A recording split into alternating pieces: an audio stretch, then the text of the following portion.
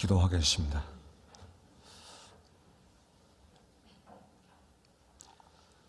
자비하시고 사랑이 충만하신 사랑의 하나님, 우리를 죄악 가운데서 구원하여 주시고 하나님의 귀한 자녀 삼아주시고 영원한 나라에서 함께 영원히 살 수 있는 기쁨을 주시고 소망을 주신 하나님께 감사드립니다.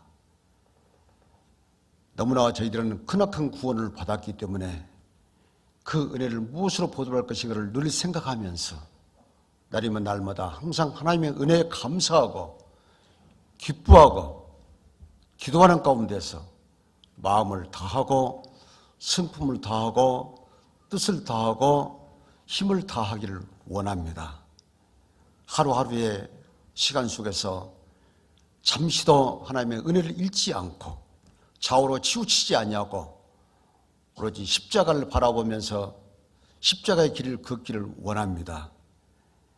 주신 말씀에 항상 힘이 되고 주신 말씀의 위로가 되면서 주신 말씀을 붙잡고 살아가는 우리의 믿음의 생활이 되기를 원합니다. 금년 한 해도 이제 저물어가는 이 시점에서 12월 첫째 주일을 맞이해서 같은 믿음과 소망이 있는 형제자매들을 불러주셨음에 감사드립니다. 한 해를 돌아보면서 다짐했던 그 모든 것들을 우리에게 다시 한번 기억해 하시고 이루지 못한 것들을 다시 한번 짧은 시간이지만 하나님 앞에 서원하고 다짐했기 때문에 기도 가운데 응답이 있을 줄 믿습니다. 또 남은 시간에도 또 새해를 우리에게 허락하신다면 준비할 수 있는 귀한 시간이 될 수 있도록 인도해 주시고 후회함이 없는 하루하루가 될 수 있도록 도와주시고 인도해 주시옵소서. 오늘 우리에게 주신 말씀에 우리가 위로를 받고 힘차게 승리의 생활을 할 수 있도록 도와주시옵소서. 우리를 구원해 주신 예수 그리스도 이름으로 기도드립니다. 아멘. 오늘 말씀은 누가복음 7장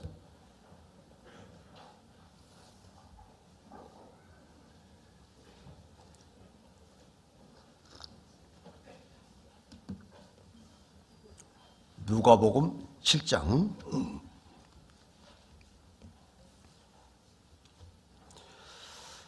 11절에서 17절까지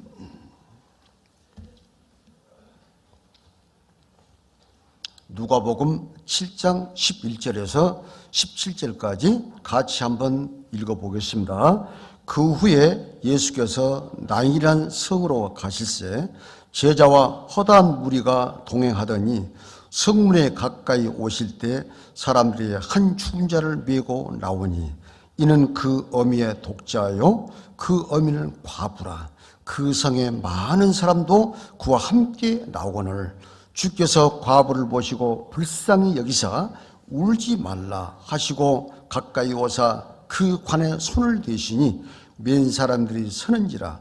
예수께서 가라사대 청년아 내가 내게 말하노니 일어나라 하시매 죽었던 자가 일어앉고 말도 하거늘 예수께서 그를 어미에게 주신데 모든 사람이 두려워하며 하나님께 영광을 돌려 가로되 큰 선지자가 우리 가운데 일어나셨다 하고 또 하나님께서 자기 백성을 돌아보셨다 하더라. 예수께 대한 이 소문이 온 유대와 사방에 두루 퍼지니라. 방금 읽었던 누가복음 7장에서 11절과 17절까지 말씀에서 제목이 울지 마라. 저도 지금까지 구원받은 이후에 그 설교의 말씀 들으면서 제목을 울지 마라는 제목을 한 번도 들어본 적이 없습니다. 그런데 오늘 제목을 울지 마라. 오늘 주일의 말씀을 제가 준비하면서 보통 보면 이렇게 무슨 말씀을 준비할까 하고 기도하는 가운데 준비를 하는데 이제 이 말씀, 이 주제로, 이 내용으로 해야 되겠다고 한 달 전부터 참 몇 번을 준비하다가 이건 아니야. 또 접고 또 준비했다가 또 정리해놓고 또 이건 아니야 하다가 3일 전에 지금 이 내용을 보고 제목도 울지 마라 이렇게 했습니다. 아, 이것도 참 사람의 뜻이 아니고 하나님께서 기도하는 가운데 우리에게 주어질 말씀을 아마 주시고 있다라고 생각이 됩니다. 이 내용의 말씀은 우리 모두에게 주어진 이야기고 우리가 이 상황에 처해 있고 또 그렇게 살아왔습니다. 여기에 이 주인공의 여자는 과부입니다. 독자입니다. 독자를 들고 사는데 독자까지 죽어요. 혼자 남게 된 상황이 됩니다. 그런 상황 속에서 주님을 만났을 때 가장 첫 번째 말씀이 뭐냐? 울지 마라. 그리고 그 이후에 하나님이 예수님께서 100% 모든 것을 다 채워주십니다. 그런 내용을 이제 중심에서 오늘 말씀을 드리는데, 바로 이 나인성. 그런 사람들이 그 나인이라는 그 어떤 그 상호 이름도 쓰기도 하고, 나인은 좋은 이름으로 또 글도 쓰기도 하고, 노래도 불러보고, 나인이 무엇일까? 나인성이 무엇일까? 그 나인성이 나오거든요. 지금 나인성 여자입니다, 현재 지금.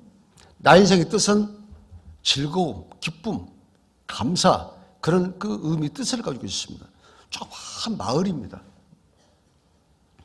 이 나인한 이 성에 가기 전에는 어디를 통과해야 되면 가버나움을 통과해야 됩니다. 가버나움 도시를.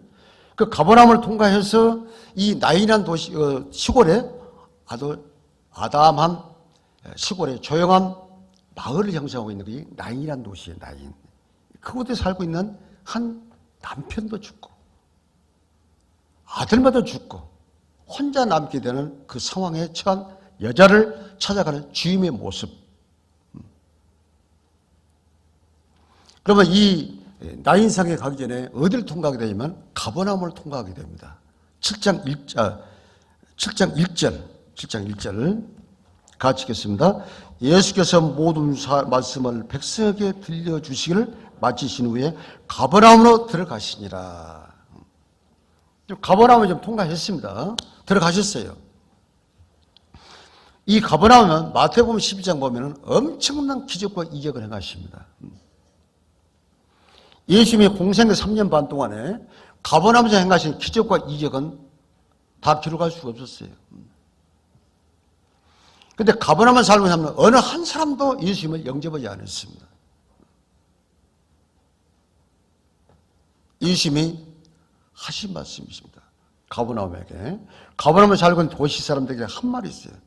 내가 너에게 보여준 기적과 이적을 소돔과 고모라에게 전해드리면 이미 그들은 회개하고 지금 그 도시가 멸망당치 않고 지금 살아있을 것이다. 소돔과 고모라에게 정말 너희들에게 행한 극히 일부분의 기적과 이적을 한다면 소돔과 고모라는 이 세상에서 소멸되지 않고 의젓하게 있을 것이다. 한탄하시면서 이 가버나움을 향해서 하신 말씀이 있어요. 마태복음 11장 보겠습니다.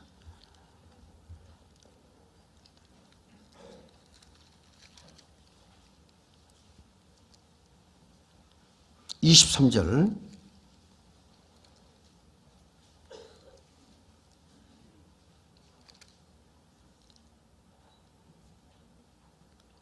같이 읽겠습니다.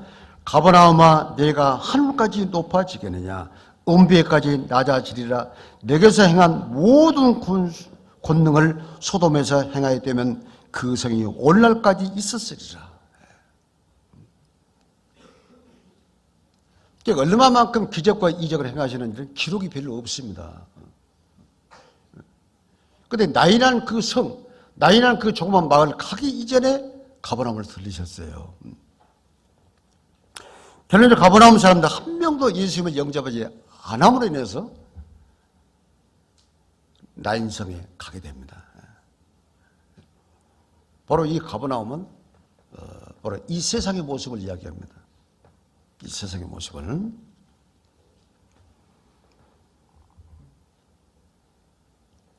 지금 이 시대를 보면은 마태복음 24장 3절 말씀처럼 예수님의 제자들이 예수님께 감람산에서 묻습니다. 주의 임하심과 세상 끝에는 무슨 징조가 있사오리까? 세상 시작과 끝을 아시는 분은 주님밖에 없지요. 아무도 모릅니다. 아버지 주님이 오셔서 심판주로 오시는데 그날과 그때도 아무도 모릅니다. 하나님만 아시지요. 다만 징조만 우리에게 알려주셨습니다. 처치의 기운과 지진이 있을 것이다. 난리와 난리 소문이 들 것이다. 많은 사람은 내 이름으로 와서 자칭 내가 그리스도라고 할 것이다. 사람들의 사랑이 식어질 것이다. 여러 가지 그 시대에 대한 징조의 말씀을 많이 하시죠. 사람들이 돈을 사랑하게 되고 부모를 거역하고 자기를 사랑하게 되고 자기밖에 모르게 되고 그리고 히브리서 1장 10절 말씀처럼 이 지구는 낡아져서 헌옷처럼 갈아입을 때가 올 것이다.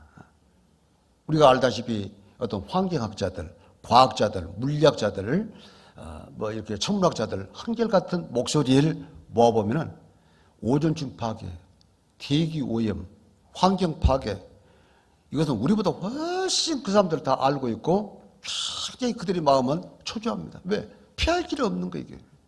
회복할 길이 없습니다. 결론은 시간이 지날수록 멸망은 올 수밖에 없는 상황이다. 이 군사학자 이야기는 이 지구에 남은 2분 30분밖에 남지 않았다. 그건 우리 이야기가 아니고 우리도 모릅니다. 모든 걸 종합해 볼 때 이 지구는 점점점 끝을 향해서 가고 있다. 그래서 사람들은 만약 그 끝이 어딘지를 모르고 관심도 없이 그저 먹고 마시고 취하고 흥청망청하고 있다. 어제 뉴스 보셨죠? 그 추운 지방 알래스카에 바닷가도 아니고 7점 이상의 지진이 나가지고 알래스카의 그 중심의 도시가 난리가 났습니다. 도로가 쫙쫙 갈라지고 차가 들어가 버렸고 공항이 완전히 활주로가 다 파헤쳐가지고 비행기가 뜨거워 이루어갈 수도 없고 순식간이에요. 순식간. 그래서 마지막에 처치 기근과 지진, 비가 오지 않는 것, 비가 너무 많이 온다는 것, 또 지진. 이 지진의 급증은 이루 할 수 없이 많습니다. 이 지진을 핵무기로도 막을 수 없어요. 미사일로도 못 막아요. 도로도 못 막아요. 인간의 지식으로도 못 막아요. 권력으로도 막을 수 없습니다. 어떻게 이 지진을 막을 수 있습니까? 이미 마지막 때가 되면 그렇게 된다고 했어요. 이 지구는 낡아져서 헌옷쯤을 갈아입을 것이다. 가장 첫 번째 징조가 가장 놀라운 것은 우리가 이스라엘 민족의 회복. 그 땅을 떠난 지 1900년 만에 어떻게 그 나라가 다시 회복할 수 있으며 사람이 살지 않은 땅도 아니고 철천지 원수처럼 지내는 3000년 동안 골이 깊었던 아람족이 살고 있는 그 나라에 어떻게 깃발을 꽂고 의젓하게 나라를 세울 수 있겠느냐. 이것은 상상할 수 없는 거예요. 그날부터 전쟁이 되어서 지금까지 5차 전쟁이 됐지만 한 번도 접은 일이 없죠. 왜? 회복된 그 이후에 이스라엘 민족은 가장 강한 나라를 하나님이 세우신다고 했기 때문에 그 말씀이 이루어지고 있는 겁니다. 그러니까 더 놀라운 것은 주권을 상실한 지, 주권은 BC 606년도에 바벨론에서 그들은 뺏겼죠. 바벨론이야, 페르시아, 그리스, 로마 600년 동안 지배를 받아왔고 결국에 로마에서 AD 70년에 그들은 뿔뿔이 전 세계로 흩어진 이후에 1948년 5월 24일 독립할 때까지 2500년 만에 다시 이스라엘 국가라는 그런 주권을 회복할 수 있는 것은 이것은 역사상 없습니다. 있을 수 없는 게 있죠. 제가. 그리고 그들이 깃발을 꽂고 나라를 세웠던 그 땅이 기름지고 옥토가 아닙니다. 정말로 사람이 살 수 없는 땅이에요. 씨를 뿌려도 싹이 나지 않는 땅이고 나무가 없고 거느진 곳이 없습니다. 진짜 버려진 땅이에요. 황무지입니다. 왜 그들이 그곳에 산가? 살 수밖에 없는 것은 1900년 동안 전 세계 유랑생활을 하면서 쫓김을 당하고 살면서 계속 죽임을 당하고 쫓김을 당하고 평안히 밤낮을 가리지 않냐고 잠 한시도 단 하루도 한 시간도 평안한 마음을 갖지 못하고 살 수밖에 없는 그런 참 혼란한 어떤 고난의 생활을 해왔기 때문에 참으로 사람이 살지 않는 땅, 사막 가운데라도 단 하루라도 편안히 살고 싶다. 그런 마음이 간절히 했었기 때문에 현재 이스라엘 땅에 들어갈 수 있는 거예요. 이게. 아마 대한민국에 살았던 사람들이 이스라엘에 살으라고 집을 지어주면요 다 도망옵니다. 정말 살 수가 없는 땅이에요. 이게.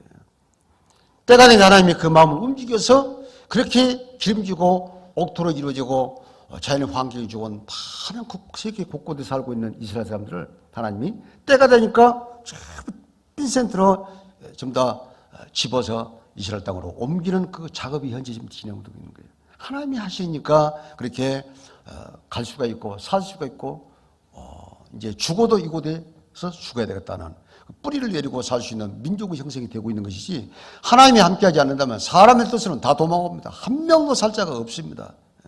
근데 가서보면 참 놀라울 정도죠. 어떻게 이런 땅에 이렇게 살 수 있느냐.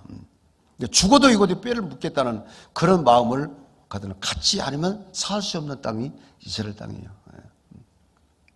그런 마음이 없이 무작정 그나다 한다면 이런 땅도 있을까? 왜?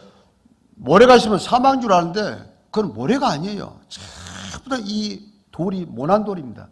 한 번 사람이 넘어지면 온몸에 상처투성이로 피를 토할 수밖에 없는 그런 아주 단단한 돌로 이루어진 땅이에요. 우리가 사막 같은 데 몽골 같은 데 가서 보면 모래가 얼마나 많습니까? 모래에는 아무리 뒹굴어도 상처 안 입습니다.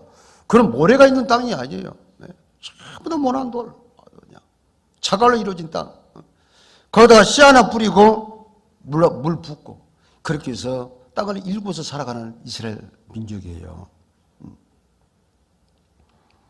그런 이스라엘 민족의 회복. 두 번째는 가장 놀라운 것은 이 복음이 온 세상에 전파될 것이다. 마태복음 24장 14절 말씀이에요. 이 천국 복음이 온 세상에 전파되니 그제 끝이 올 것이다. 지금 3,000개 언어로 번역이 돼가지고 이 지구 구석구석에 복음이 전파됐습니다. 이제 듣지 못해서 나는 믿지 못했습니다. 핑계할 수 없는 시대가 됐습니다.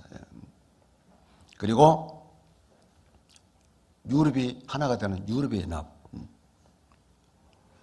중국의 급부상, 러시아의 또 강력한 회복, 그리고 이스라엘 중심한 그 주변 국가가 앞으로 에스겔 38장 9절에 있는 말씀처럼 앞으로 이스라엘 치러올 러시아만이 아니라 위성국가가 함께 올 수 있는 그 국가들이 미국과는 7천주 원수가 되게 되고 소련과는 아주 밀접한 친구가 되가는 우호관계를 갖게 되는 그러한 국가가 형성되가는 것은 이건 정말로 사람이 그렇게 하고 싶어도 할 수 없는 급변해가는 그런 시대에 살고 있습니다. 이걸 핑계할 수가 없는 게 이거예요. 모든 것이 예언된 말씀이 성취되었고 이제는 모든 것이 우리 눈앞에 펼쳐지고 있는 시대. 이제는 각자가 어떤 상황에 우리가 처해야 할 것이냐. 결정은 우리 개개인에 있는 것이죠. 베드로 후서입니다. 3장 보겠습니다.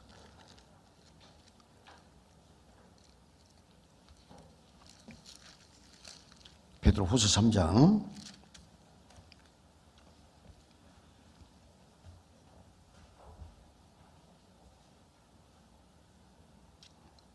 11절, 12절까지 가지겠습니다. 이 모든 것이 이렇게 풀어지리니 너희가 어떠한 사람이 되어야 마땅하니요. 거룩한 행실과 경건함으로 하나님의 날이 임하기를 바라보고 간절히 사모하라. 그날에 하늘이 불에 타서 풀어지고 체질이 뜨거운 물에 녹아지려니와. 이 모든 것이 이렇게 풀어지리니 너는 어떠한 사람이 되어야 마땅하냐. 이미 하나님께서 역사를 시작하시고 역사를 운행하시고 끝을 정하시고 지금 진행해 가고 있습니다. 이 지구는 영원히 존재할 땅이 아니고 영원한 나라는 하나님이 천국을 준비하시고 그날에 들어갈 백성을 불러 모을 수 있는 바로 아파트로 말한다면 아파트 완성돼서 입주하기 전에 바로 모델하우스 같은 것이 이 지구입니다. 아파트 완성되면 입주자가 다 들어갈 수 있도록 모든 것이 꾸며지면 들어가면은 모델하우스는 흔적도 없이 없애버립니다. 그럼 모델하우스 규격과 규모와 그 모든 모양은 현재 입주할 아파트와 똑같습니다. 똑같이 만듭니다. 하나님이 입으신 그 영원한 나라는 하나님이 준비하신 거예요. 하나님이 계실 것이니까. 그날 백성들을 불러 모으시고 충분한 기회를 주었어요. 우리 이방인들이 2000년의 기회를 주셨습니다. 1년도 아니고 10년도 아니고 100년도 아니고 2000년의 기회. 엄청나죠. 충분한 기회를 줬기 때문에 이제는 핑계할 수 없는 시대예요. 노아 시대 물로 홍수로서 멸할 때도 120일의 기회를 주었습니다. 충분히 기회를 주셨어요. 피할 길을 주십니다. 자, 그래서 이미 예언의 말씀은 앞으로 어떻게 하나님이 이 역사를 운행하실 것이다. 다 우리에게 주셨습니다. 그래서 그 말씀 그대로 톱니바퀴처럼 지금 굴러가고 있습니다. 1.1획도 가감할 필요도 없고 해수도 안 되고 있는 말씀 그대로 기록된 말씀 그대로 지금 이루어져 왔고 지금도 이루어져 가고 있으며 또 앞으로 이루어질 일들이 지금 진행되고 있습니다. 이 모든 것이 이렇게 풀어지니 너는 어떠한 삶이 돼야 마땅하냐. 결정은 우리 개개인이 달리는 거예요. 하나님 잘못 없습니다. 피할 길 다 주셨습니다. 이제는 하나님이 없다는 것, 성경이 거짓말이라는 것 핑계할 수 없습니다. 이유를 댈 수가 없는 거예요. 성경이 사실인 것 얼마나 증거할 수 있습니다. 하나님이 계신 것 얼마나 증거할 수 있습니다. 하나님이 없다고 한 것 단 안 보이니까 그 하나 이유밖에 없죠. 인간의 역사는 과거밖에 없습니다. 미래를 모릅니다. 하나님은 과거, 현재, 미래를 다 알고 있죠. 그래서 오늘 우리 주변에 많은 분들에게 이런 말씀을 하고 성경에 대한 이야기를 하고 그리고 하나님에 대한 이야기를 하게 되면 뭐라고 이야기합니까? 야, 웃기지 마라. 이 좋은 세상에 우리 40년, 50년에는 우리 이렇게 살았어. 지금 얼마나 좋냐. 스마트폰 눌러가면서 야 40년 전에 이런 거 있었냐? 앞으로 더 좋은 거 나올 거야 하면서 꿈에 부풀어 있습니다. 황당합니다. 관심이 없습니다. 이 세상이 전부고 이 세상 이후에는 없다고 생각하고 살아갑니다. 3장 3절 같이 읽겠습니다. 같이 읽어요. 먼저 이것을 알지니 말세 기롱하는 자들이 와서 자기의 정욕을 쫓아 행하며 기롱하여 가로되 주의 강림하신다는 약속이 어디 있느냐. 조상들이 잔 후로부터 만물이 처음 창조할 때와 같이 그냥 있다 하니 많은 사람들이 뭐라고 합니까? 말세 마지막 심판 웃기지 마라. 그건 옛날부터 들어본 이야기야. 나 어릴 때부터 들었어. 하나만 소리 그만해. 바로 이 땅은 이 문화는 문명과 문화는 발전되어 왔고 발전되어 가고 있고 앞으로 더 좋아질 거야. 아니 너 지금 태어나서 살아온 거 봐봐. 옛날보다 훨씬 좋잖아. 옛날 스마트폰 있었어? 없었어? 하면서 많은 것을. 심지어 어떤 분들은 야 세종대왕 한글 만들면 냉장고가 없었어. 맞지요? 텔레비 없어서 맞지요? 예? 자화자찬하는 거예요. 지금은 세종대왕보다 물론 더 훌륭해. 물론 더 부를 누르고 사는 거야. 이수신, 이민한테 정말 이 조국에서 싸워서 전부 희생했지만은 이 문화를 못 누르고 살고 있었어. 아파트 아자도 몰라. 하면서 자꾸 자기를 합리화시키면서 자기가 행복하다고 생각을 합니다. 이것이 현대인들이에요. 심판 이야기 그만 이야기해. 하면서 이 세상에 먹고 마시고 취하고 놀고 하는 모든 것에 승부를 거는 것이 이 세상은 소망 두고 사는 사람입니다. 이것이 바로 아까 말한 대로 예수님께서 가버나움과 똑같은 거예요. 하나님을 충분히 알 수 있는 말씀이 온 세계에 증거되어 있고 번역이 되어 있고 그리고 하나님을 증거할 수 있는 민족으로 이스라엘 민족을 세워서 증인으로 세워서 이스라엘 민족의 역사 성경을 보고 어떻게 살아왔는가 왜 그들이 고난 가운데 살아왔는가 이미 성경이 다 있잖아요. 이미 그 민족이 지금도 세상 한 중앙에 살고 있고 회복이 되어 있고 이 모든 믿을 수 있는 모든 걸 다 주셨는데도 불구하고 하나님은 없대요. 성경은 기독교의 경쟁이 돼요. 관심이 없대요. 바로 예수님이 가버나움에 바로 이와 같이 기적과 이적을 많이 행했지만은 그들은 예수님을 영접하지 않았습니다. 그래서 예수님께서 하신 말씀이죠. 가버나움아, 바로 너희들에게 행한 기적과 이적을 내가 하나님이라는 것을, 창조주라는 것을 행했다고 한다면 바로 어디에? 소돔과 고모라 사람들에게 내가 알려줬다 한다면 그들은 다 회개하고 지금 엄연히 그 도시가 이 땅에 존재하게 될 것이다. 그러니까 소돔과 고모라보다 훨씬 더 많은 기적과 이적을 이 가버나움에 보여줬는데 끝까지 배척했던 거예요. 끝까지 배척해서 누구 잘못입니까? 사람들 잘못이에요. 하나님 잘못 하나도 없습니다. 그 발길 돌려서 갑니다. 가버나움에서 약 하루길 정도 시골로 내려가면 나인성이 있어요. 나인성. 조그마한 도시가, 마을이 나옵니다. 왜 그 도시에 가느냐? 그 도시 이름이 즐거움이야, 기쁨이야. 최고의 기쁨의 소식을 안고 지금 가고 있는 거예요. 나이는 바로 이걸 영적 그림자를 말하면 오늘 교회를 이야기합니다. 주님이 찾아오셨어요. 주님이 찾아가셨어요. 나이네. 나이는 그 말에 가서 보니까 이미 주님을 알고 계시죠. 왜? 다 꿰뚫어 보니까. 내가 어디를 가야 되겠느냐? 내가 이 땅에 뭐하러 왔느냐? 예수님 오신 목적이 뭡니까? 이런 양을 찾으러 오셨어요. 지옥을 향해 가고 있는 그 수많은 영혼들을 구원해서 천국에 데려가려고 오셨어요. 예수님 오신 목적은 그겁니다. 왜? 죄인을 위해서 오셨으니까. 나는 의인을 위해서 온 것이 아니야. 나 죄인을 회개시켜서 구원시키려고 온 거야. 맞지요? 그 일을 위해서 오셨는데 가버나움은 한 명도 예수님의 뜻을 알아보지도 못하고 받아주지 않았습니다. 봤더니 나인에 한 여인이 있었던 거예요. 여인이. 자, 이 여인이 누구냐? 이름이 안 나와 있죠. 그런데 이 한 장면을 한편의 영화로 만나면 엄청난 참 아름다운 영화가 될 수 있어요. 그죠? 눈물 없이 볼 수 없는 영화의 한 장면이 될 수가 있는데 어떤 내용이냐면은 그런 내용은 없는데 우리가 생각해 볼 부분이 있죠. 저도 많은 이 말씀 준비하면서 생각을 해 보았습니다. 제가. 우리가 이렇게 참 지나간 시절, 저도 나이가 70이 되다 보니까 그 세월이 흐르다 보니까 많은 것들이 이렇게 쌓이고 있어. 이제 좋은 것만 생각하려니 그러지, 좋은 것과 이것다 생각하다 보면 뭐 복잡해.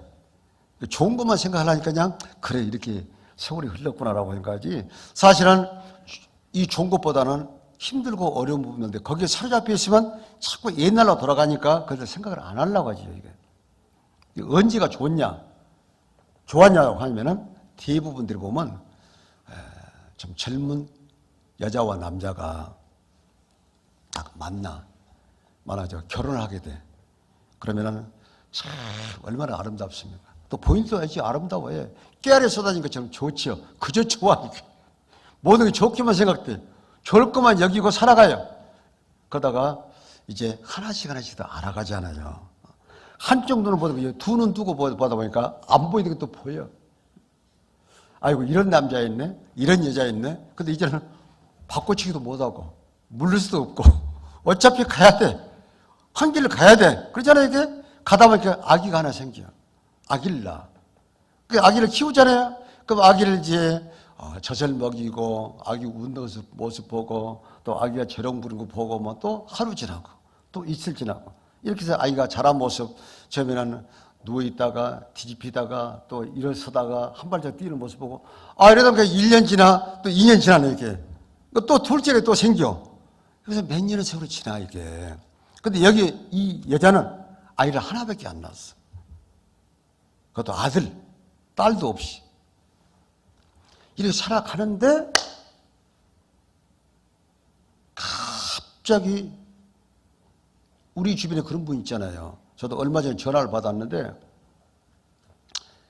제자가 강원도로 그 남편 따라 갔는데 딸을 둘을 낳았는데 남자가 34살 먹었는데 밤에 잠자다가 심장마비에 죽었대요. 거기가 이야기하고 그들은 말을 못 하더라고. 말문이 막혀가지고. 그리고 한참 있다 한단 말이 저 어떻게 살아가요? 그러더라고. 살 일이 깝깝한가? 왜? 한 번도 그 생각을 해본 일이 없는가 봐. 아니, 안 했겠지요. 왜? 어떻게 자기 남편이 두 아이를 낳았는데 앞으로 젊고 또 앞날이 청량하니까 주변을 보니까 참 아이들 쳐다보니까 너무 즐겁고 또 하루로 사는 것이 즐겁고 참 남편이 월급 받아오면 전리하고 아끼고 또 통장에 돈 모으고 앞으로도 새빵 살아야지만 돈 모아가지고 아파트 12평, 18평, 25평 전점 사고 또 없는 차도 하나 사고 다 꿈을 꿨겠죠 이게. 근데 이게 순식간에 무너져 본 거예요. 아이 돈을 누가 벌어주냐고. 돈을 벌어줘 가정을 꾸려야 할 남편이 죽어버렸으니까. 얼마나 압이 깜깜하겠습니까? 이런 황당한 일을 당한 분들 더러 있어요. 저 그런 전화를 받고 뭘 위로할 수가 있어야지. 힘내.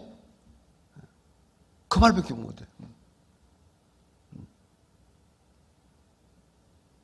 시간이 지나가면 해결될 거야. 지금 충격적이니까 너무 답답하니까 그런 마음을 갖겠지만은 힘을 내야 돼. 왜? 두 아이를 위해서. 지금도 참 고생하더라고. 아이를 키우는데, 두 딸을 키우는데 참 힘들어. 여자가 돈 벌어야 얼마나 벌겠습니까? 식당 일밖에 없어. 이야기를 듣자니까 식당 가서 일하고 돌아오면 한 푼이라도 더 벌려면 더 긴 시간. 돈을 적게 받으려면 짧은 몇 시간만 하고 와야 되는데 아이들이 커가니까 돈이 필요해요. 그래 점점 더 시간을 늘리다 보니까 애들이 와서 보니까 하나는 성격이 내성적이 가지고 방에서만 집에만 가만히 앉아있고 우울증이에요. 우울증이에요. 하나는 동생은 명랑해가지고 친구도 어울리며 돌아다니면서 PC방도 가고 뭐도 하고 해가지고 집에 들어올 생각도 안 해. 전부 친구들 돌면서 거기 잠자고 엄마의 마음을 그냥 속을 뒤집어놔. 근데 그 딸은 밖에는 안 나고 집에만 있는데 방 한 두성인데 또 속은 섞이지 않지만 또 답답해. 얘가 이렇게 커서 뭐 해야 되겠는가. 잘 커지면 다행인데. 집안에 청소도 할 줄도 모르고 밥을 해서 먹여줘야 되고 양말 한 끈에 어디 무슨 소파 밑에 가고 하나는 냉장고 밑에가 있고 이 꼬리꼬리 아니요. 즐거움이 있어야지. 그다음에 죽을 수도 없고 두 딸을 놓고 지금도 그렇게 살아가더라고. 우리가 그런 상황에 처음 본 외에는 모릅니다.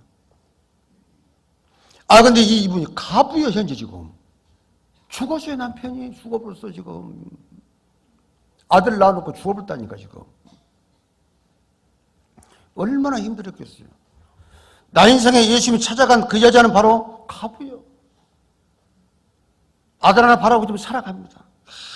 요즘이야 참 직장도 많고 골라 잡아서 하지만은 그때는 무슨 직장이 있겠어요. 정말로 예수님 당시에는요 가부이 정말로 살기 힘들었던 시대입니다. 직장이 없어. 먹고 살아야 되잖아요. 그러니까 가장 가난한 고아와 가부가 그렇게 살기 힘들었던 시대가 바로 이 성경에 나오잖아요. 예수님 시대. 도와줘야 돼요. 도움받지 않고는 살 수 없는 상황이에요. 뭐 빵 주면 그 빵을 우리는 단번에 먹고 또 먹지만 이 사람들은 그 빵 하나 주면 야 어떻게 끼를 이을 수 있을까. 점심 때 뭘 먹을까. 저녁에 뭘 먹을까. 나눠 먹어야 되잖아요. 그렇게 계산하지 않을 수가 없어. 그런 상황에 처한 이 여자예요. 그렇게 해서 살아가는데 죽을 수는 없죠. 왜? 어린 아이들이 있으니까. 아들이. 그 아들을 어떻게 해서 이제 키웠어. 언제까지? 청년이 되니까 키웠잖아요. 이제 청년이에요, 청년. 예수님이 청년에 일어나겠으니까. 그 청년까지 키웠어요. 많은 세월이 지났겠지요. 이제 눈물로 좀 흘렸는데 눈물이 좀 말랐어. 이제 좀 사람 독한 마음도 생겼어. 살아야지. 억지로 살아야지. 누굴 위해서? 이 자식을 위해서. 아들을 위해서 살아야지. 그래도 한쪽이 무너지지. 남편이 죽었을 때는 한쪽이 무너진 것처럼 느꼈는데 이제는 점점점 아들이 성장한 모습 보고 그 아버지의 아들, 그 남편의 아들이니까 꼭 남편을 보는다는 그런 느낌으로 이제 살아가는 거야. 위로가 되죠.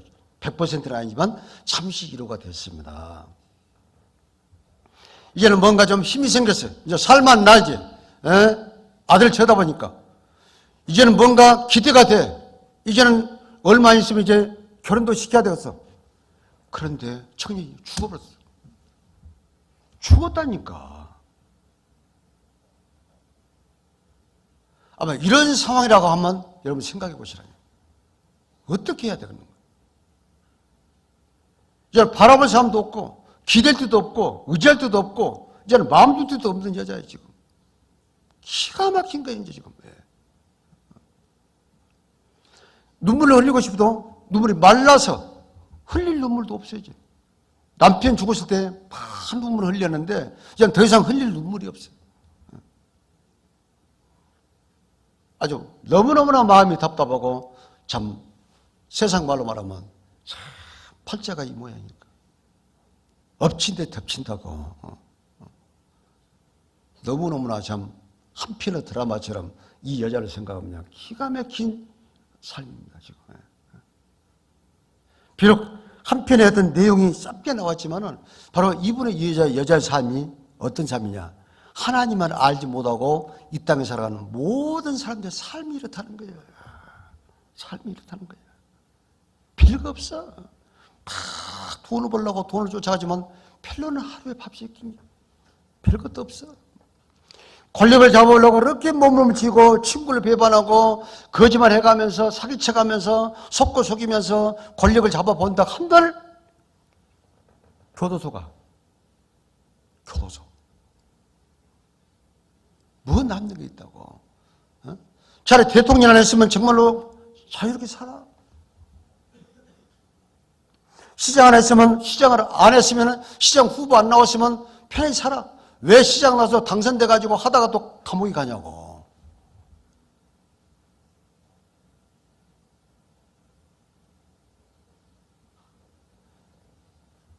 인생이 산다는 것이 말 안 한 길지 모든 삶 자체가 바로 이 여자의 삶과 똑같다는 거예요. 똑같은 거예요. 결론은 누굽니까? 혼자 남는 거야 혼자. 아니 혼자 세상 태어나고 혼자 살다고 혼자 세상 가는 것이지 우리가 같이 누구하고 태어나서 같이 살다가 같이 죽습니까? 아니에요. 한 생명 한 생명이 천하보다 귀한 것이고 그 한 생명을 하나님이 창조하신 거예요. 그래서 사람들은 하나님을 모르니까 하나님과 나와의 관계가 성립될 것인데 자꾸 이 세상에 나와서 하나님이 없고 하나님을 예면하니까 하나님을 무시하고 이 세상에 뭔가 의지하고 싶은 거 짝을 찾는 거예요. 짝을. 돈을 의지하게 되고 무슨 세상의 쾌락과 오락을 의지하게 되고 춤을 의지하게 되고 술을 의지하게 되고 명예를 의지하게 되고 계속 의지하지만 결론은 때가 되면 다 나를 떠난다고 말이에요. 떠나가는 거예요. 사람은 죽게 돼 있죠. 남편이 뭐 영원히 같이 삽니까? 아들이 영원히 같이 삽니까? 아니에요. 그렇게 가치 있게 여기고 그렇게 귀하게 여기고 이것이 아니면 아니라고 생각했던 모든 것이 다 떠나가는 거예요. 나와 하나님과 1대1입니다. 이거 사람들이 알아야 할 것인데 지금 모르고 살아가고 있어요. 지금. 그러한 상황의 밑바닥. 이제는 더 이상 이제는 의지할 데도 없고 갈 곳도 없고 생각할 것도 없고 이제는 어느 날은 마지막이야. 더러 우리 주변에 보면은 자기가 뜻대로 안 되고 뭔가 해보려고 몸부림을 쳐봐도 안 되니까 결국에는 뭡니까? 참 그 사람이 못 배워서 못나서 그런 게 아니야. 그래 다 세상을 떠나자. 한강 다리 위에다가 두 신발을 딱 벗어나. 그렇게 하고 싶어 한 게 아니라니까. 죽으면 끝나겠지. 이기적이지. 생각하지 말자. 마지막 고비. 가장 그 마지막 고비의 밑바닥 인생이 바로 이 여자의 심정이라니까. 그런 밑바닥에 있었을 때 누군가가 잠깐 너 자살하는 거 죽는 거 나 안 막아. 그럼 한 번 말씀을 듣고 죽어. 죽어도 한 번 말씀 들을 수 있는 기회는 있잖아. 그러니까 한번 들어보고 그 뒤에 네 선택해, 네 갈 길 가. 그렇게 해서 가까이 만나가지고 그래 내가 죽기 쉽지는 않지요. 자살이 쉽지가 않지요. 자살할 힘이 있으면 산다잖아요. 이게 어쩌면 그렇게 자살할까라고 해요. 그 자살의 심정도 이해가 돼요. 그러니까 간절한 애원의 뜻을 헤아리면서 야 이렇게 죽는 게 끝이 아니야. 끝이 아니야. 끝이라면 오직 죽겠느냐. 근데 끝이 아닌데 한 번쯤 내가 너에게 바란 것이 있는데 한 번쯤 말씀을 들어보고 그리고 그 다음에 네 스스로 알아보세요. 친구의 간절한 권면에서 그래 알았어 하고 말씀을 듣다가 성경이 사실인 것, 하나님의 말씀인 것, 생명의 말씀인 것, 하나님을 살아계시는 하나님을 몰랐던 하나님을 만나게 되고 예수님 바로 나 같은 자를 위해서 오셨구나. 정말 나 같은 자를 오셨고 내가 예수님을 그렇게 예수님이 나를 만나주려고 했는데 나는 지금까지 도망다니고 피해 다녔구나. 예수님은 수없이 나를 쫓아왔구나. 여기까지 따라오셨구나. 나는 그것도 모르고 내 길을 막고 내가 갈 길을 지금까지 찾아왔구나. 거기서 돌아서서 예수님의 음성을 듣고 무릎을 꿇고 바로 생명 되신 주님을 만나고 구원을 받게 되면 얼마나 감사한가. 그렇게 간증하시면 들어있잖아요.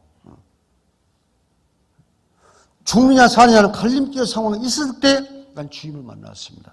그 간증 들어보면 기가 막혀요. 사업에 실패했다든지 하여튼 뭔가 여러 가지 우환적인 것, 도저히 인간이 감당할 수 없는 그런 육신적인 일들, 거기서 도저히 해낼 수 없는 길이 있었기 때문에, 아직 해낼 수 없기 때문에 자기는 포기한 거예요. 다 터널로 말한다면 빛을 밝히는 보자면 아주 어두컴컴한 터널, 끝이 없는 터널. 언제 터널이 끝날 줄 몰라. 내가 언제까지 이렇게 살아야 되냐. 잘 죽어버리자. 그런 막창 같은 막가는 가장 밑바닥 인생일 때 그때 주님을 만난 사람들은 최고의 기쁨을 안습니다. 이 여자가 그런 상황이에요. 이 여자가 지금. 그런데 마귀는요. 마귀는 육신적인 것을요. 다 줍니다. 다 주되 하나님이 없어요. 다 주되 하나님만 믿지 마라. 교회에 열심히 다니는데 구원받지 마라. 야 죽으면 그만이야. 무슨 죽은데 천국 지옥이 그래. 그냥 종교는 하나씩 갖는 건 좋아. 그냥 그래.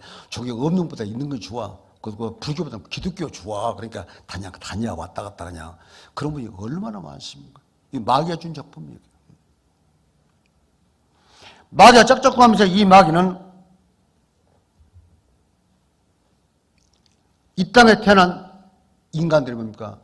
아담에게 접근해가지고 바로 아담으로 죄를 범하게 해가지고 계속 그는 아담 이외에 아담의 씨니까 죄실을 태어나서 죄를 짓고 죄악 가운데 살아오다가 우리는 언젠가 죽고 죄인으로서 심판을 받고 갈 곳이 지옥입니다. 그러니까 요람에서 무덤이에요 지금. 태어난 순간부터 지옥을 향해 갖고 있는 우리 인간이 이거 하나님이 아시죠. 이걸 알고 있기 때문에 마귀는 이게 자연스러운 거야. 누구나 다 이 길을 가는 거야. 너만 가는 게 아니여. 응? 별 걱정하지 마라. 다 가. 너 친구도, 형, 선배도, 후배도, 옆집 아집도 다 그러는 거야.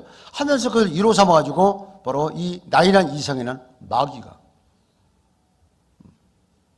다 지배하고 있으면서. 그러면서 마지막은 뭡니까? 남편 들어가고 아들 들어가고 그리고 이제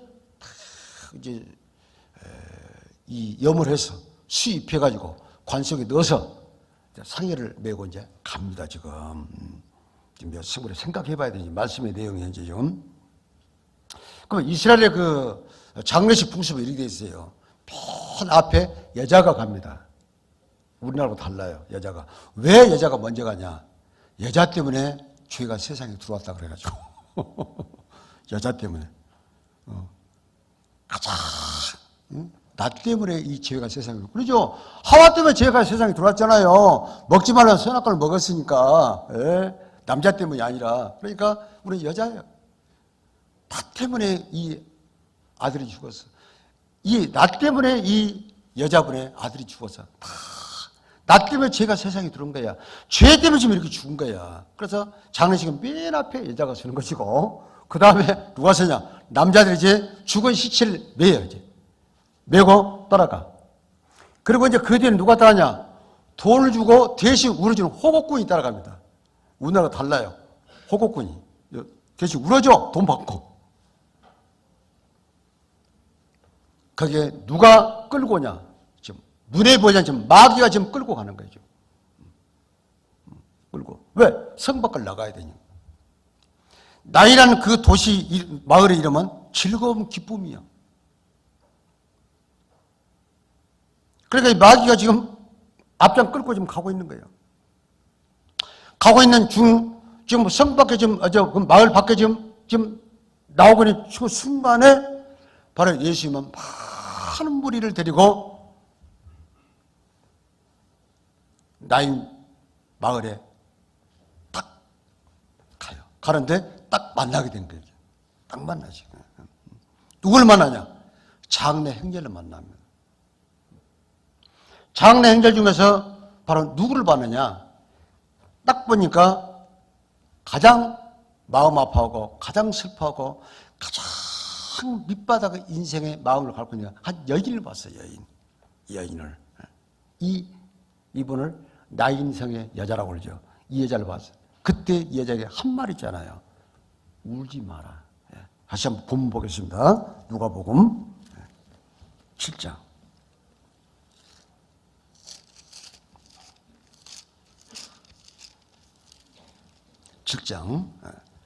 제가 지금까지 이야기한 내용을 다시 한번 생각하면서 말씀을 한번 읽어보겠습니다. 7장 11절부터 같이 한번 읽어보겠습니다. 그 후에 예수께서 나인이라는 성으로 가실 때 제자와 허다한 무리가 동행하더니 성문에 가까이 오실 때 사람들이 한 죽은 자를 메고 나오니 이는 그 어미의 독자요 어미는 과부라.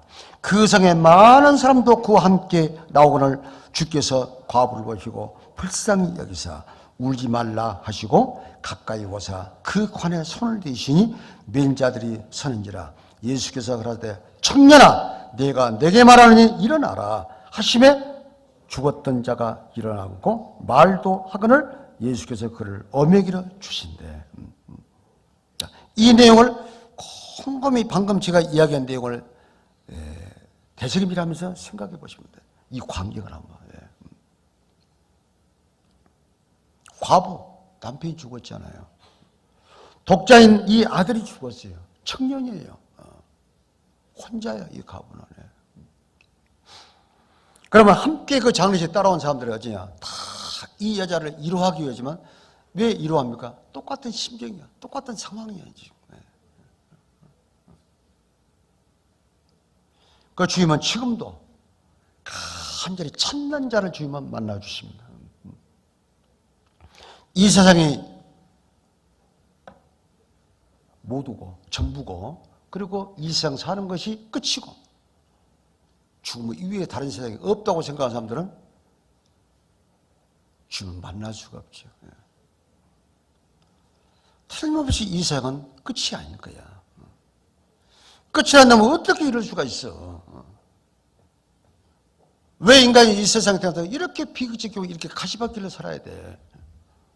하면서 집에 있는 강아지도 보고 토끼도 보고 닭도 보고 오리도 보고 동물 보니까 비록 사람들이 잡아서 먹지만은 사람 모습 보니까 그렇게 자유분방하고 자유스러운 건데 사람이 머물 것도 없고 못 잃을 것도 없는데 인간이 이 땅에 만물의 영장으로 살아가면서 인간처럼 사는 그 방법은 이렇게 비참할 수 있느냐?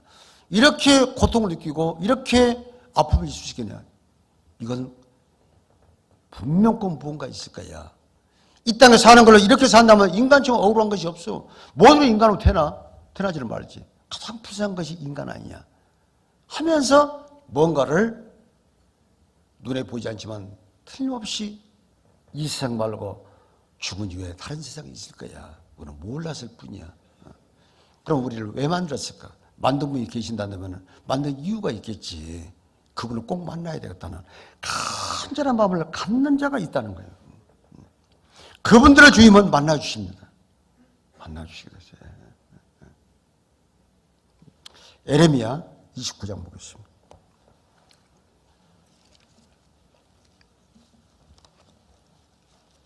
에레미야 29장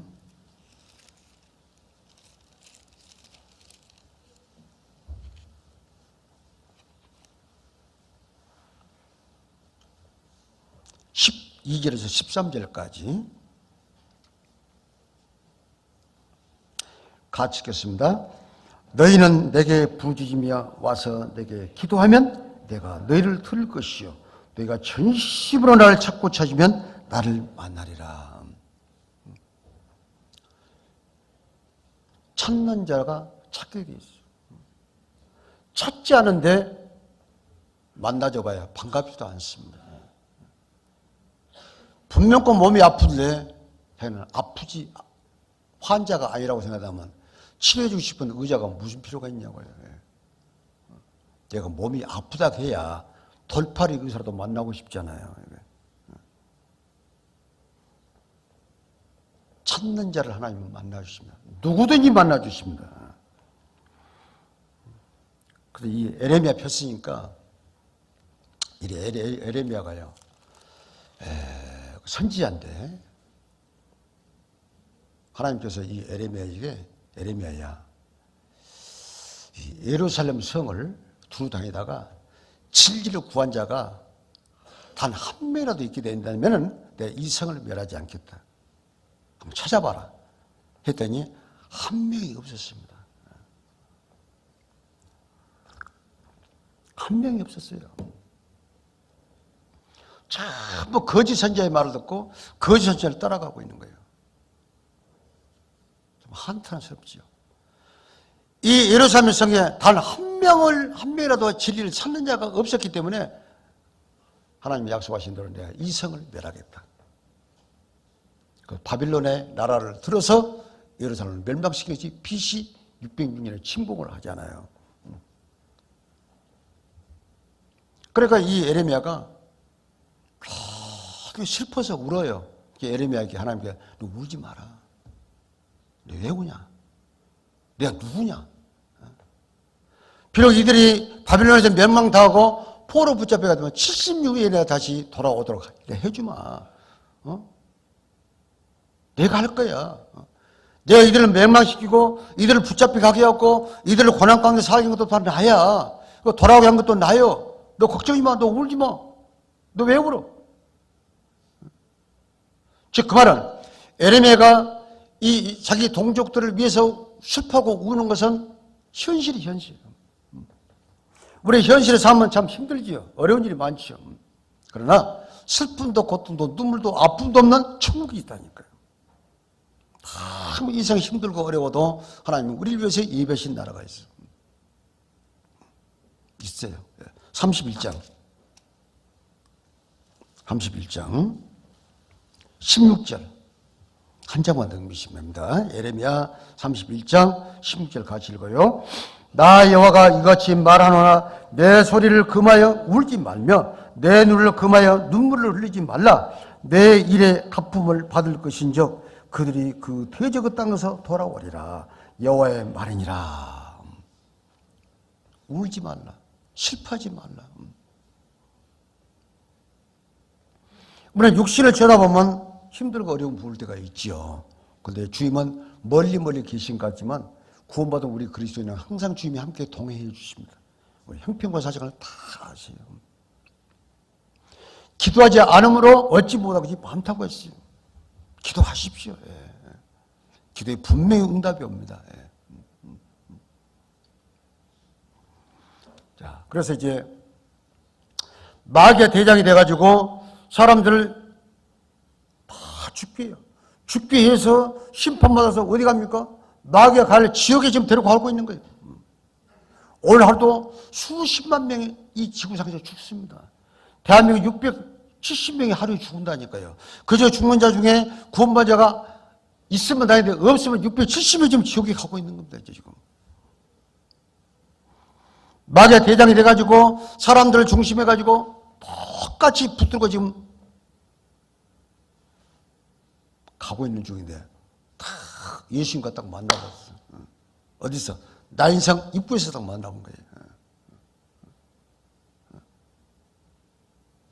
생명과 사명의 가장 갈림길인 그 상황에 딱 만나게 된 거예요. 이게.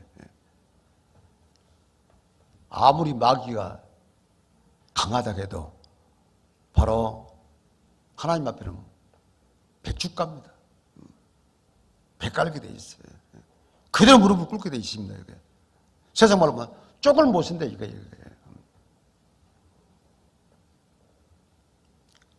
왜? 비록 마귀는 죽이게 가지고 심판받고 지옥에 데려가지만 하나님은 죽은 자를 살려요. 살릴 능력을 가진 분이야. 누가? 하나님만이. 로마서 4장입니다. 로마서 4장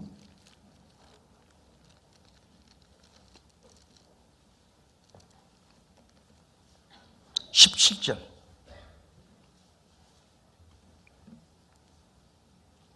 로마서 4장 17절 같이 읽겠습니다. 기록된 바 내가 너를 많은 민족의 조상으로 세웠다 하신 것과 같으니 그의 믿은 바 하나님은 죽은 자를 살리시며 없는 것을 있는 것까지 부으시는 이시라. 죽은 자를 살릴 수 있는 분은 하나님 한 분밖에 없습니다. 마귀도 못해요. 오로지 우리 하나님 한 분만이 죽은 자를 살릴 수가 있는 거예요. 왜? 천지를 창조하신 분이니까. 그래서 예수님께서 이 땅에 살려주려고 하셨어요. 너는 아담의 씨로 죄로 인해서 죄시로 태어났기 때문에 평생 죄를 짓고 살 수밖에 없는 죄로 살다가 죽어 심판과 지옥 갈 수밖에 없잖아요. 그 죄는 사망이에요. 우리 영혼이 죽어 있었어요. 우리 영혼이 죽어 있는 것을 하나님이 아시고 그 영혼을 살려주기 위해서 예수님이 오셨잖아요. 그런데 예수님은 빛으로 오셨어요. 이 세상은 전부 어둠입니다. 어둠. 죄는 어둠이고 마귀, 공중군주 잡고 있는 마귀 권세 아래 있는 거예요. 이게 바로 빛으로 오신 제 주님, 생명 되신 주님. 요한복음 8장 12절 말씀에 나는 세상의 빛이니 나를 따른 자는 어둠에 다니지 않고 생명 빛을 얻으리라. 바로 예수님은 살려주기 위해서 어둠을 없애기 위해서 죄를 없게 하기 위해서 바로 빛으로, 빛의 주님으로, 생명의 주님으로 오셨어요. 요한복음 11장입니다.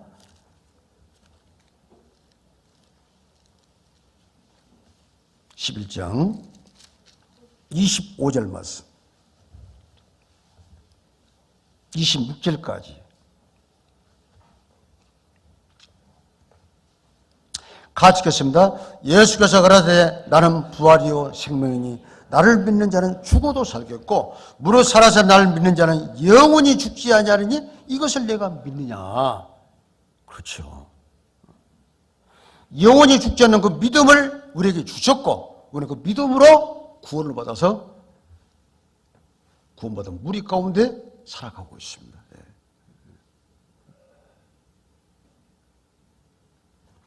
예수님이 나는 부활이요. 부활. 그 부활이 약속되어 있고 부활은 다시 사는 거예요. 또 성경 66권은 바로 부활이고 부활의 생명이고 그러므로 우리에게 부활은 이런 것이라고 하는 것을 예수님께서 직접적으로 보여주는 것이 부활하신 주님. 예수님 무덤만 비어있잖아요. 이 역사상 역사의 시작부터 끝까지 비어있는 무덤은 예수님 무덤밖에 없습니다. 왜? 부활하셨으니까. 그 부활이 사실이에요. 부활하셨으니까 가셨어요.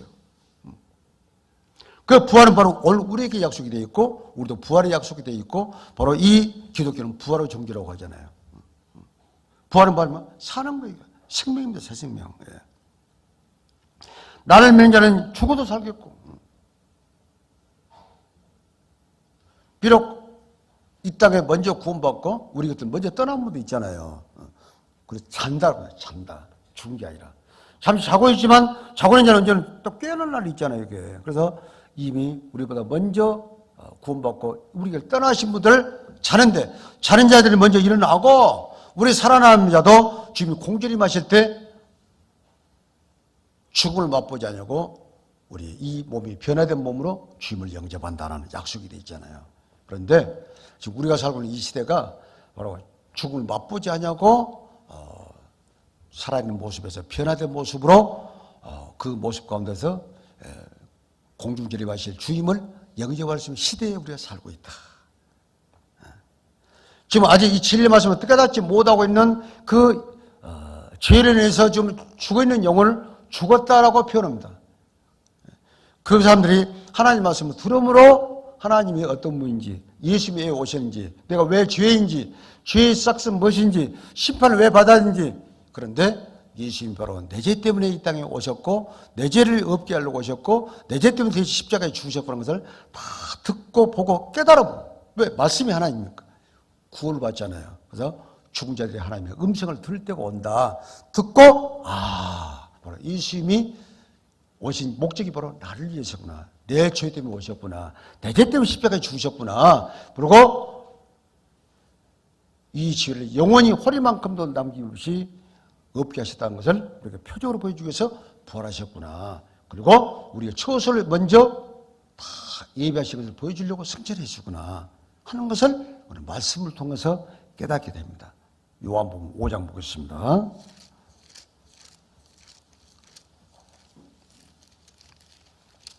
요한복음 5장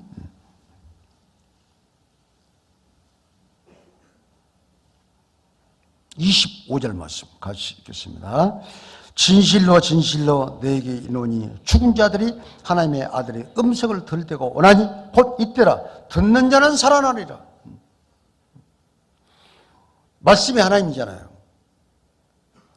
그 하나님이 주신 말씀이 이 성경 66권입니다. 이 생명의 말씀이에요. 영생의 말씀, 부활의 말씀이죠. 왜? 말씀으로 나타나시니까. 이 말씀을 들음으로 하나님이 어떤 분이신지, 나를 왜 만들었는지, 내가 어떤 모습으로 태어났는지, 내가 지금 살아온 모습이 어떤 모습이었는지, 그리고 우리 인간이 이 땅을 사는 것이 영원히 수천 년 사는 게 아니라 언젠가는 이 땅을 떠나게 돼 있는데 떠나면 끝이냐? 떠난 이후에 또다시 이상 말고 끝이 없는 영원한 세계에 있다는 것을 오늘 말씀을 통해서 압니다. 왜 지옥을 만들고 왜 천국을 만들고? 천국은 사람을 위해서, 지옥은 마귀를 위해서 만드셨구나. 마귀를 가두기 위해서. 이런 등등을 말씀을 통해서 들음으로 봄으로 깨달아서 바로 예수님의 그 놀라우신 사랑을 깨닫고 구원을 받잖아요. 말씀을 듣다가. 그래서 말씀을 딱 듣고 나니까 24절 같이 읽어요.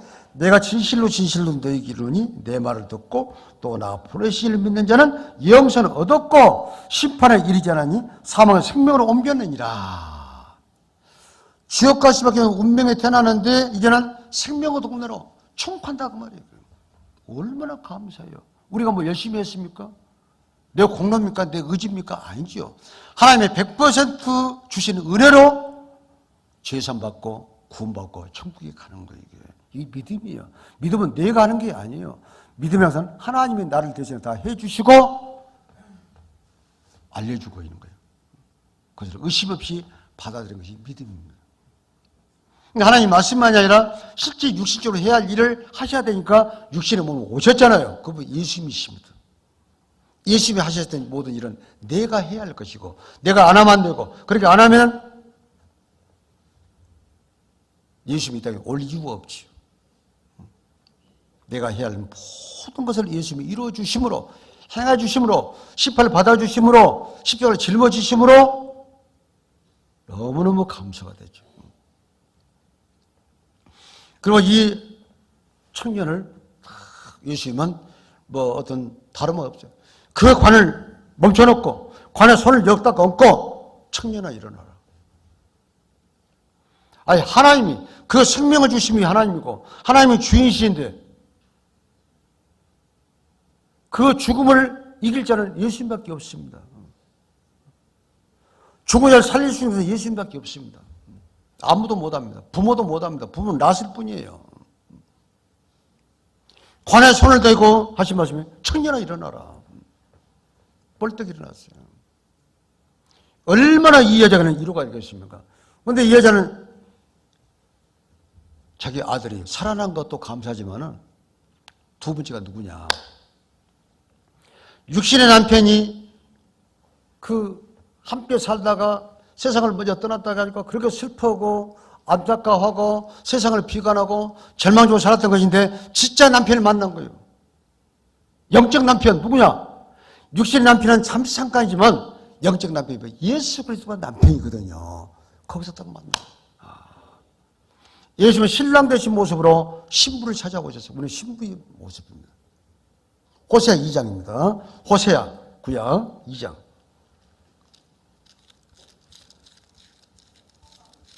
호세아 2장.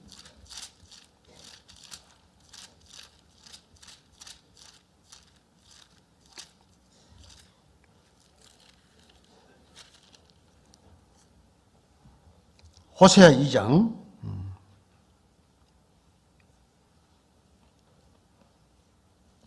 16절. 구약 1258조 호세아 2장 16절 가시고요. 여호와께서 이르시되 그날에 내가 나를 내 남편이라 일컫고 다시는 내 발이라 일컫지 아니하라. 발은 바로 뭡니까? 우상의 상징적인 것. 하나님보다 더 사랑한 것이 우상이에요. 그러니까 하나님을 몰랐을 때는 남편이 최고예요. 남편만 바라봐. 남편이 없으면 큰일 나. 남편이 없으면 한쪽이 무너진 것 같아. 그래서 어떤 분들은 가부되기 이제는 몰랐다가 술 개방나니 정말로 왜 저런 남자를 만나죠? 내일 한쪽도 삐었어. 콩깍지 뀌었던가 봐. 세상에 저런 남자가 어떻게 바꿔치기도 못하고 평생 안고 가야 되는데 남자가 어느 날 술 취하다가 교통사고에서 죽어버렸어요. 애들이 자랐어요. 결혼할 때가 됐어. 결혼식에 딱 앉았는데 이러면 세 글자라도 있으면 썼는데 거기 없어. 남편이 없어. 그때 비록 술 개막 나지만 남편 세 글자 이름이 생각난다더라니까. 그런 말을 제가 들어봤어요. 저는 경험자가 아니라. 그렇게 미워도 보잘것없지만 남편은 세 글자 이름이 생각난대. 좀 살아있었으면 이 자리에 앉아있을 것인데 혼자 앉아있으려니까. 이 모습을 봐야 할 것인데 바로 바알이야. 바로 우상을 이야기해. 우상. 좀 잘못 알아두면 또 오해할 수 있습니다. 이 세상에 있는 남편은 구원 안 받은 남편들은 우상이야. 쉽게 말하면 무슨 바알과 똑같아.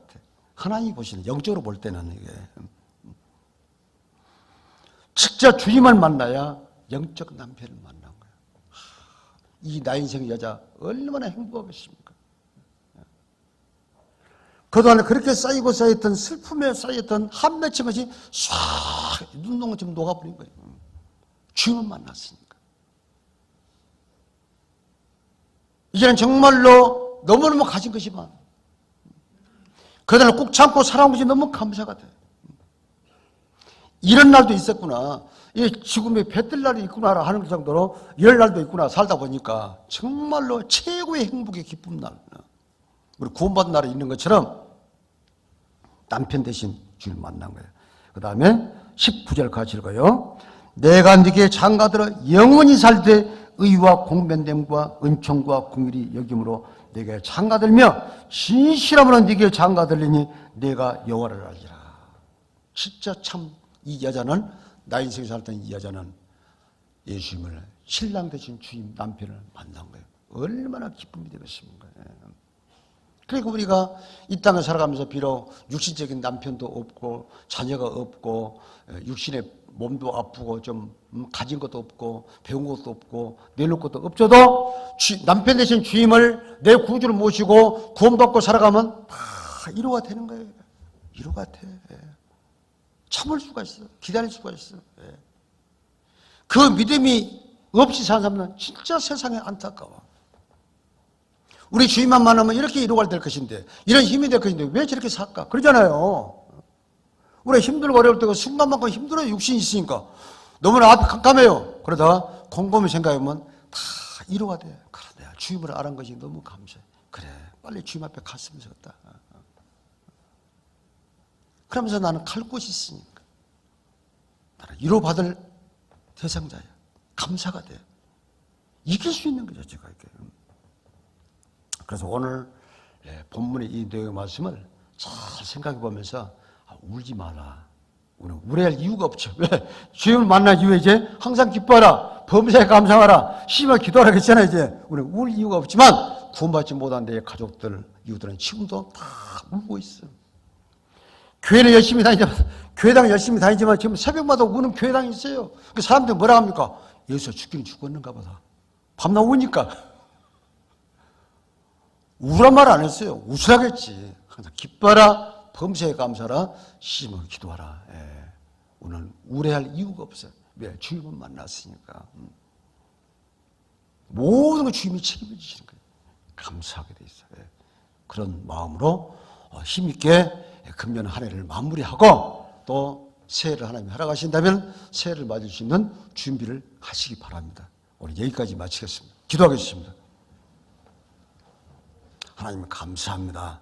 오늘 주신 말씀을 통해서 비록 나 인생의 과부였고 그 아들 청년이 죽음으로 인해서 실패했고 탄식했고 답답했고 고통 가운데 살아왔던 그 예를 주님은 찾아가셔서 만나주시고 이루하시고 죽은 아들을 살려주신 주님의 놀라운 역사를 보므로 바로 그것은 바로 오늘의 우리에게 다가오신 주님, 우리와 함께 하신 주님, 우리 남편 되신 주님을 만났고 그리고 나로 인해서 내 주변에 많은 잃어진 영혼들이 청년이 관 속에 누워서 무덤으로 가고 있는 그 모습처럼 많은 지금도 우리 주변에 살아있지만 영적으로 죽어있는 관 속에 들어있는 시신처럼 살아간 사람들이 얼마나 많이 있습니까? 우리의 간절한 기도와 우리의 천도로 인해서 그들을 주님 앞으로 인도함으로 인해서 주님이 그 관에 손을 얹고 청년아 일어나라 하는 것처럼 바로 말씀을 들음으로 법으로 깨달아서 구원받는 놀라운 역사가